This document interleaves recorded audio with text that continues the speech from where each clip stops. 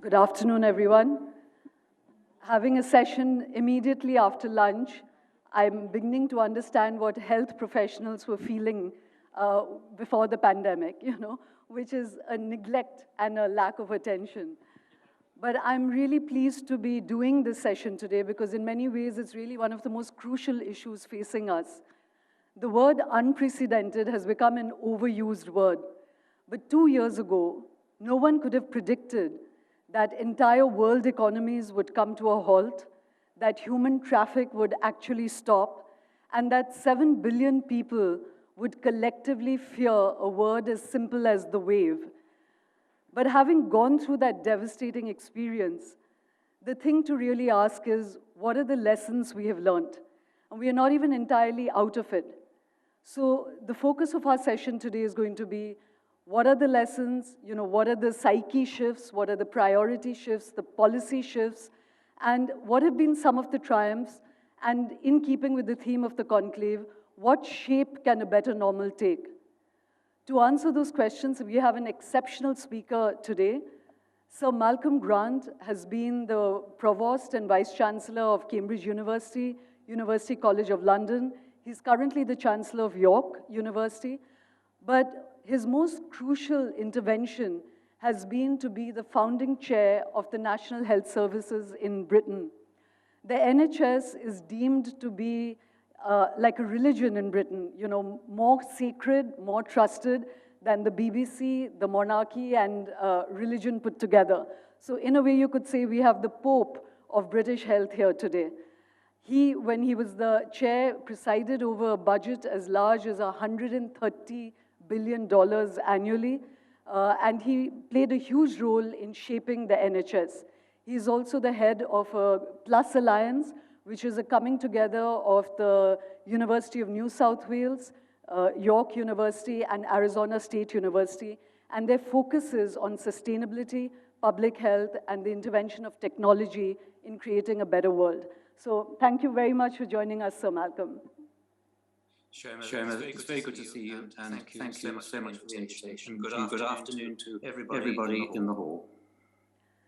So Malcom, let me start with the first question, which is that in many ways you've been in the belly of the beast. You have access to everyone who's been in the war zone.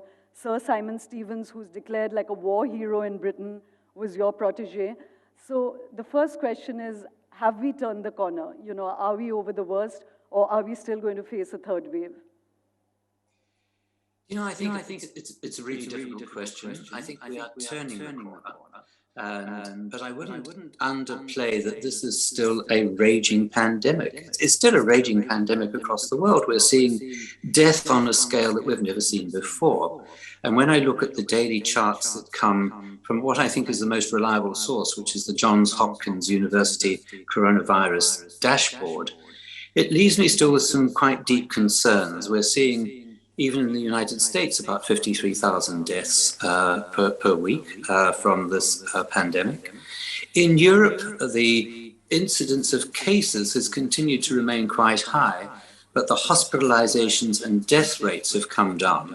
And this is quite reassuring because it shows pretty much the impact of the vaccines on our populations, and vaccine rates have gone up significantly. But we are at risk of normalizing death on a grand scale if we're too complacent about having turned a corner.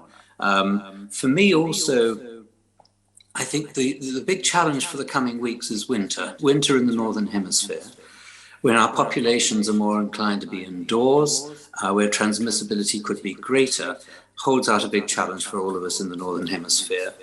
We're in the UK at the moment now quite worried about winter flu, which we have seen, shall we say, lowered immunity rates to as a consequence of the pandemic of the past 2 years. So yes, we're turning the corner. And I'm really reassured by some words recently from Sarah Gilbert, who was the Oxford professor who led the pioneering AstraZeneca vaccine, who says, well, in due course, this is going to be like the common cold. We'll grow used to it, and it will have no greater winter or summer incidence than the common cold. But we're still a long way to go before we get there. There's still too much about the virus that we frankly just don't understand. So Malcolm, in fact, that's another statistic I'd like to throw, that in fact just this week, UK still has gone up to 40,000 cases, which is different from what it was just a month ago. And as schools are opening up, there's a kind of, even asymptomatic cases are on the rise. But so, the unpredictability of the disease has been something that all leaders across the world have grappled with. And we spent the better part of 2 years really griping at all our leaders, but also understanding that it's a truly difficult situation. But if you were to pick the 3 top leadership lessons, the mistakes that leaders have made, what would you pick? I think mistake number 1 was not taking it seriously. Right at the beginning, this thing that we sometimes call British exceptionalism, which is that we are unaffected by what happens in the rest of the world. And it's a very selfish, inward-looking concept. But we could see in February 2020 an exceptional peak of cases in Italy. And this just wasn't the impoverished part of Italy. This was one of the wealthiest parts of Italy, up in the north. And that should have triggered an immediate response. Forgive me for butting in, but that particular mistake of not taking it seriously is well known. So I'd ask you to pick something which is, something which is a bigger takeaway, because by now we all know that no one took it seriously till it really hit us. Well, I think it's related also then to the political response. I think that our government in Britain underestimated the willingness of the population to buckle down and to agree to a lockdown. So there was hesitancy. And also, Shoma, I think coupled to hesitancy is uncertainty and mixed messages, failures of communication. And I know this is true across the world, where the government of the time demonstrates that it doesn't seem to be on top of it, doesn't seem to understand. And this is complicated stuff. The science was really complicated. And it's not just the science, it's the risk profile. And governments across the world took time to do it. But let me give you one example of the challenges that we faced in the healthcare system. And by the way, of course, I was no longer in a role in the NHS over the last 2 years, but we looked at what was happening in China. And you may recall in China, rapid lockdown, and then with military help, building fantastic new hospitals. Hospitals sprung up out of the ground overnight. And for us, that then proved to be, shall we say, a competitive challenge. So we created hospitals, we created Nightingale wards. The military came and set up 2,000-bed hospitals within the space of a week. We hardly ever needed them. But that to me demonstrates that you can make something that in retrospect looks like a mistake, but at the time was a vital insurance policy. So I've got some sympathy with political leadership in all of this. We will make mistakes always, but the question, Shoma, is this: what have we learned? What could we do better next time? So Malcolm, in fact, that brings me to the next question, and I'll move quickly to looking at the future. But there's this prevention paradox that leaders have really faced, which is that when we invested in infrastructure and then you prevent the mishap from happening, then there's a lot of sense that that's wasted expenditure, that someone overcalled it, and there's a disgruntlement even there. And then you kind of dismantle that infrastructure. It's seen as wasteful spending. So how do you get around that? That if you set it up and you prevent the disaster, then that's also called a mistake of leadership, because you never know how bad it will get. Yeah, I would say one of the big things to be doing for the future is investing in the science. I mean, let's look. I mean, the triumph of this pandemic has been the vaccines. And none of us foresaw how quickly we could develop those vaccines. I remember giving a speech in London back in March last year and having to say vaccines are at least 2 years away. Well, they're not. They've been remarkably produced. We've vaccinated, I think, something like 7 billion doses of the vaccine have been administered across the world.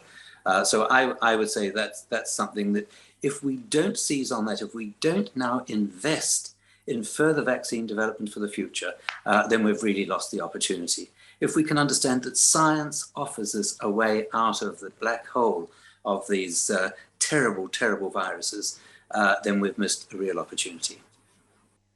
Sorry, Sir Malcolm, some of your voice is dropping, so I'm having a little bit of trouble hearing you. But broadly, I got what you were saying, which brings me to the sense of the expenditure and the spending, the priority that we give our health spending. So, I mentioned at the beginning that you sat over $130 billion budget for NHS.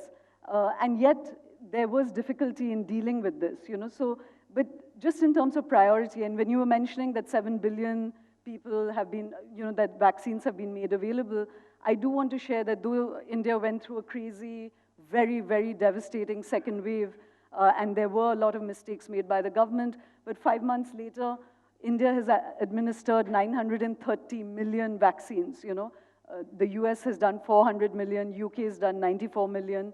So can you help us understand a little bit, looking forward, that India just spends 1.2%, now it's gone up to 2.5% of the GDP on health, that what are the differences? What's the outcome? How much does UK spend? How much should India spend? And what is the outcomes we're looking at? Gosh, that's such a big question. I could talk to you for a long time about that. Look, there's no optimal figure. America wastes huge amounts of money on healthcare. America spends something like 18% of GDP on healthcare. And yet, if you look at the health profile of the United States, it's no better than the health profile of many countries that spend half that amount. India is going to have to invest more, there's no doubt about that. And to my mind, one of the lessons from the pandemic has been its incidence on people who have underlying serious health conditions. And in much of the Western world, those health conditions are reflected in obesity and in the type 2 diabetes that's so often associated with it.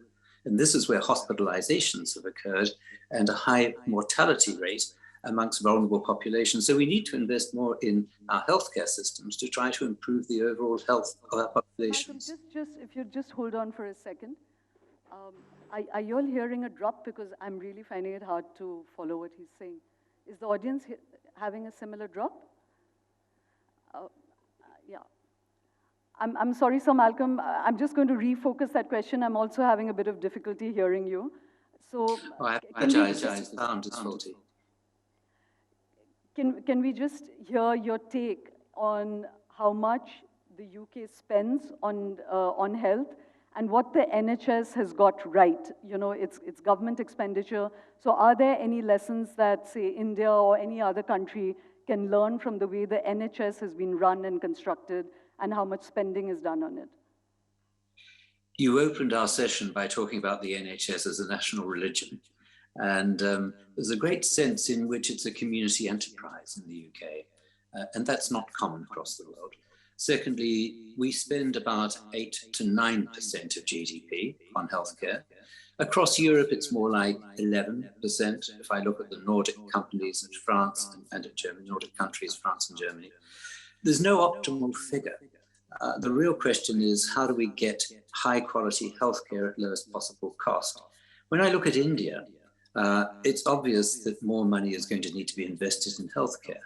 But how can you use the technological advantages of India, particularly in relation to data, to leapfrog over some of the more customary models that we have in the UK and in the Western world?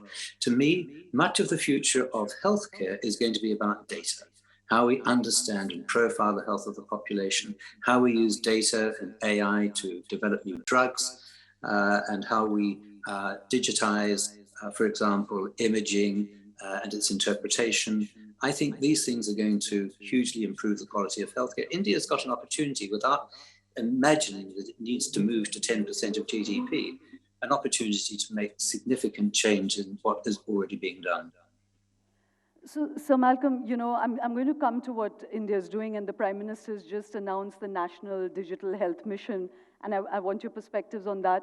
But earlier when you were talking about the NHS, when we were chatting earlier, you said a couple of the things that is really done right and which eventually the leaders did right was to build trust, was to have daily communication, to have scientists standing next to you, to really bridge that trust deficit that had built up between the population and the leaders. And also, it's not so much in terms of the sheer spend, the budget spend, but you'd spoken about something very interesting, which was the priority and the percentage of spending. So you mentioned that UK, the second highest government spend in the entire budget is on health. And I found that a very interesting statistic, more than the actual numbers. So I just wanted to put that out for our audience. But now coming to this thing that you just said about digitization, technology, intervention. Prime Minister Modi has just announced the National Digital Health Mission. Pilot projects are being rolled out. What do you think the shape of that mission should take? There is some concern about, data privacy, the fact that India is a very plural country. There's great digital divides, there's communication divides, there's capacity divide. How will patients explain themselves? There are many remote areas where people find it very difficult to even explain their diseases. So there's all of that. And the question I'd like to put to you is that in 2011, the NHS wrapped up its digitization scheme because it was a failure, and it was deemed the most expensive mistake in IT history, So how do you sort of correlate the two things? Well, all of the features that you mentioned in relation to India are exacerbations of what also exists in the UK, the divide, the population scattered and remote, etc. You refer to the experiments that led up into 2011, and yes, it was a disaster because it wasn't well procured. Procurement lies at the heart. I can't hear you. You said it was a disaster because? It was badly procured. Too many companies were trying to do it and competing with each other, and it was underfunded. And by the way, procurement has been a disaster in many countries through this pandemic. But let me come back to the digitization. You mentioned this question of trust, and it's absolutely critical. Every time we try to expand the use of patient data in the UK, the question of trust comes up. How can we trust our government with data?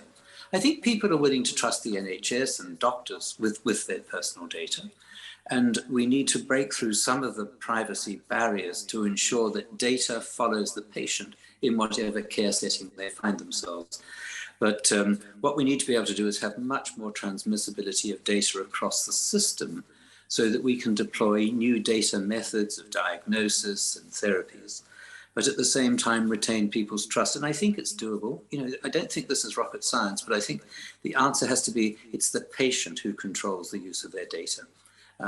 You talk about, of course, the digital divide, and that's absolutely true, but look at the pace at which digital phones and smartphones have rolled out across India, and a pace that I think has astounded the rest of the world. These are not impossible things, they take time. And the pandemic, to me, has demonstrated the critical point about trust, which is that our populations don't necessarily trust our politicians. They do tend to trust our doctors, and they do tend to trust our senior scientists. And they've been the bridge between government and the people, certainly in Britain. So, just taking that further, there is a huge human resource gap between what we need, particularly in India, and the health services that are available. So there is a great need for, for telemedicine, for digitization. We've also seen, after a bit of, stumbling in the beginning, our CoWIN app has worked pretty well.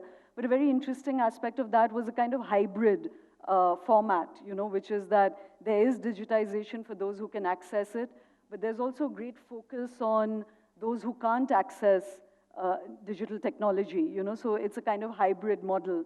So I know that you're, even with the Plus Alliance, very focused on what a health force of the future of the 21st century should look like. So can you map out 3 or 4 very important components of what a future health force or a future health policy should ideally look like?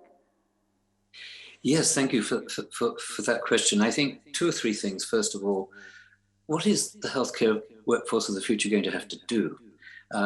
Building on my comments earlier, we should no longer be investing all of our resources into fix and repair of ill health, but diverting these resources upstream to try to ensure that people don't fall into ill health in the first place.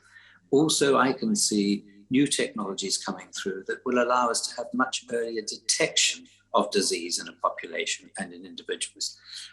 What we therefore need to do, number 2, I think, is to train a new workforce, remembering that our workforce is now going to come from a much more digitally educated population. The young people who have never had a world without a smartphone don't want to work in a paper-laden environment where the data that they need about a patient is at the bottom of a pile on somebody's desk. So I think that taking advantage of the digital education already of our workforce as they come into the workforce is going to be important. And then thirdly, that means that the way in which we shape their training has to be not just in the hospital, but out in the community, out in those remote areas you just talked about. How do we link up access from those remote areas through telehealth and other models through to world-class centers of excellence? That to me is much of the future. Just one anecdote here. At the outset of the pandemic, our general practitioners in England, population 55 million, were having 1 million patient appointments every day. Within 3 weeks, that had transferred to 90% remote. They were doing their business remotely. And although that proportion has come down again, it has set a tone for the future. We can do some very accurate healthcare without actually the physical examination of the patient in every case. So, the other aspect of this is AI and sustainability. So, again, to focus on the models that you're working on, are there any pilot projects that you all are running which has weeded out some of the difficulties that we are talking about? What can AI do? During the pandemic, we had one big trouble zone was, again, about data sharing. So there's, again, a riddle between the need for data sharing, scientists wanting access to it. In India, largely because we haven't thought through these issues, the government wasn't sharing data in real time, so genomic sequencing couldn't be done. And at another level, what we've already spoken about is that there are big concerns about privacy issues, who will have access to that data. So are there any, and you've already talked about the fact that UK already had a disastrous experience with this. So is there any sort of small model project that you all have designed which, countries can learn from? I think one of the most impressive ones during the course of the pandemic was set up originally at Oxford University, and it was called the Recovery Trial. What they eventually did was to network 183 hospitals across the UK and around the world, Indonesia and Nepal are now part of this network, and able to do real-time data sharing on clinical trials for the treatment of patients being hospitalized with COVID. A remarkable breakthrough was tamoxifen, where they discovered that this had a significant reduction in mortality for patients who are being ventilated. So this is the use of a repurposed steroid. But you could only do this by doing it across a wide number of hospitals and sharing the data.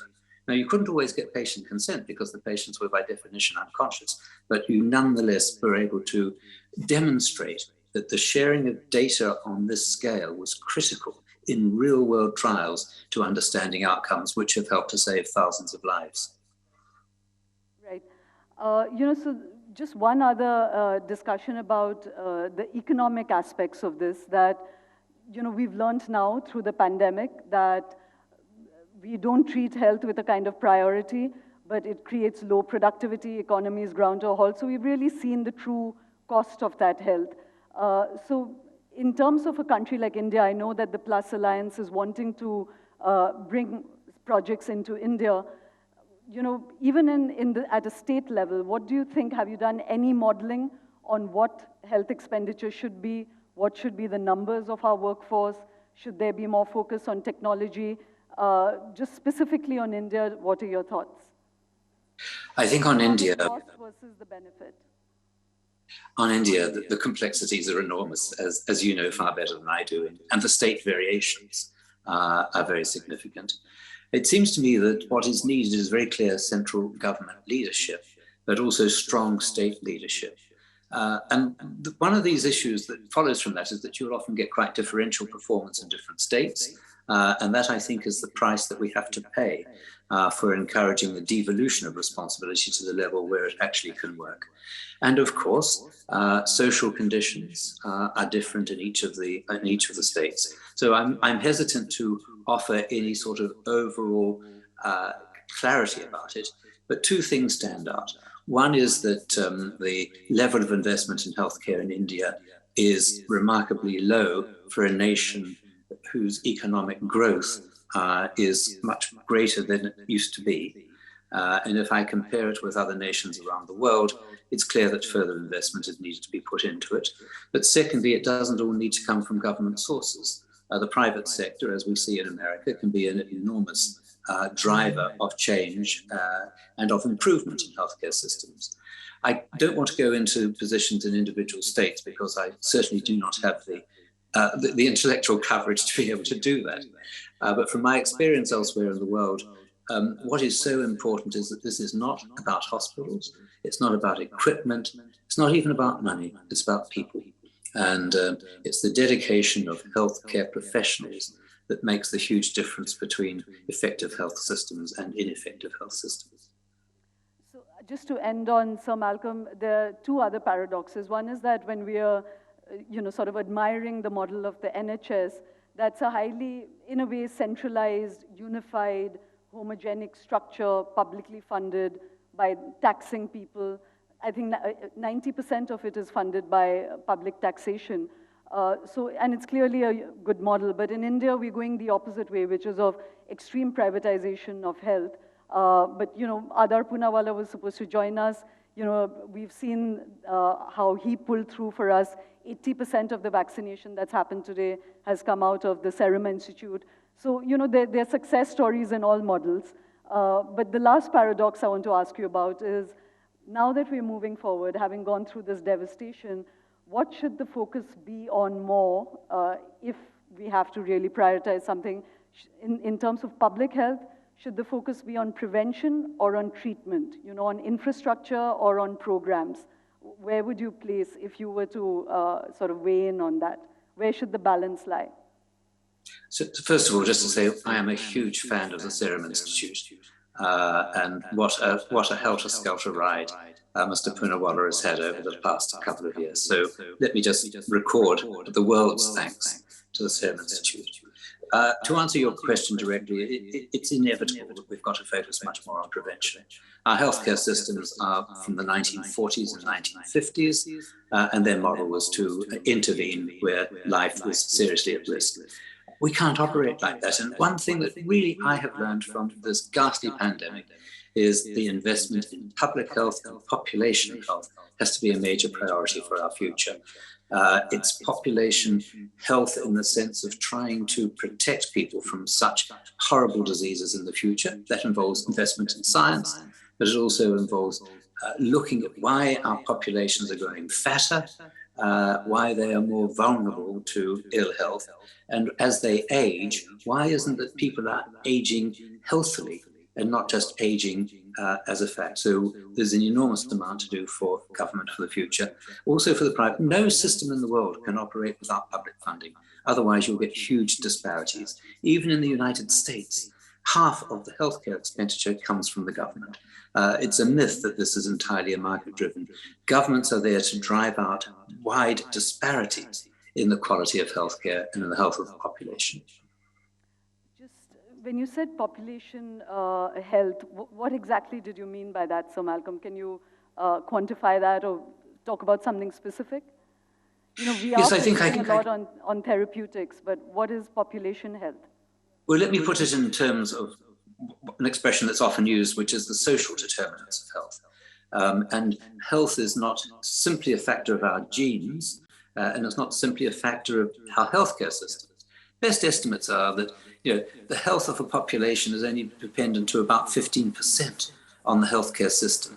What's much more important are the environments in which we live, our diet, our nutrition, our exercise. All of these are factors which help to reduce the incidence of cardiovascular disease, for example. And these are areas where governments have been largely neglectful of the health of the population. So we need a revolution. We need an absolute revolution. And you will notice, of course, a very strong correlation between poor diet and poor sanitary conditions and poverty. And these require a sort of holistic approach from governments, not focusing solely on healthcare in its formal sense. Thank you very much, Sir Malcolm. We'll leave it there for now. It's, this whole hybrid format allows us to communicate, but I'm kind of finding a metaphor in this for our takeaway message, which is that, we need that hybridity, because while technology is enabling us to do this, there's nothing like face-to-face as well. So I hope going forward that in the 21st century, as we're shaping our health doctrines, that our governments will focus on both aspects of it, and we've seen the economic cost of health. So my biggest takeaway from this really was the fact that health spending in the UK is literally its second highest priority. So thank you very much for joining us, Sir Malcolm. It's a pleasure. And thank you very much for the opportunity to do so. It's been very, very enjoyable. Thank you.